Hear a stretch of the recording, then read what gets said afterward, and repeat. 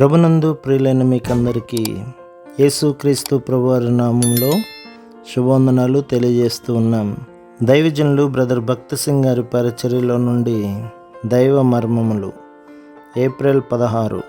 దేవుని వాక్యము ప్రబలమై శిష్యుల సంఖ్య యెరూషలేములో బహుగా విస్తరించెను. మరియు యాజకులలో అనేకుల విశ్వాసమునకు లోబడిరి.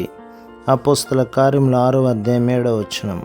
అపవాది యొక్క ఎదిరింపుల నుండి మొదటి విశ్వాసులను రక్షించిన 4 లంగరులవి. అపోస్తల కార్యములంతటిలో శత్రువు ప్రవాహము వలె వచ్చి వారిని నిరుత్సాహపరచుటకు ప్రభువునందున్న వారి విశ్వాసమును ఆనందమును దొంగిలించుటకు గాను ప్రయత్నించినట్లు చూచుచున్నాము. ఇన్ని ప్రతికూల పరిస్థితులలో కూడా ఎట్లు ప్రభు వాక్యం విజయవంతంగా వ్యాపించునో చూచుచున్నాము. అపోస్తల కార్యములు 12:24. దేవుని వాక్యము ప్రబలమై వ్యాపించుచుండెను. అపోస్తల కార్యములు 13:49. ప్రభు వాక్యం ఆ ప్రదేశమందంతటా వ్యాపించెను. అపోస్తల కార్యములు 19:20. ఇంత ప్రభావంతో ప్రభు వాక్యం ప్రబలమై వ్యాపించెను. అపోస్తల కార్యములు 16:5. కనుక సంఘములు విశ్వాసమందు స్థిరపడి అనుదినము లెక్కకు విస్తరించుచుండెను. అపోస్తల కార్యములు 13:52.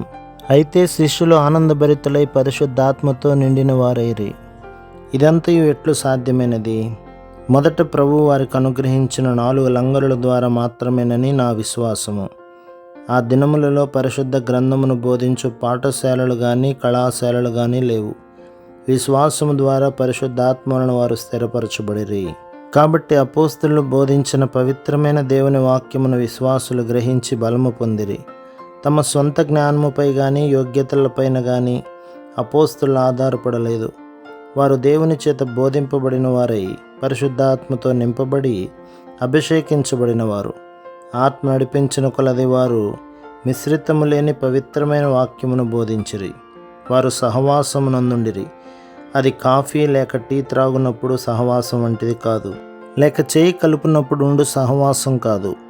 అనేక సార్లు ఆదివారం ఒకరినొకరు చేయి కలుపుటతోనే మన సహవాసం ఆగిపోవచ్చున్నది.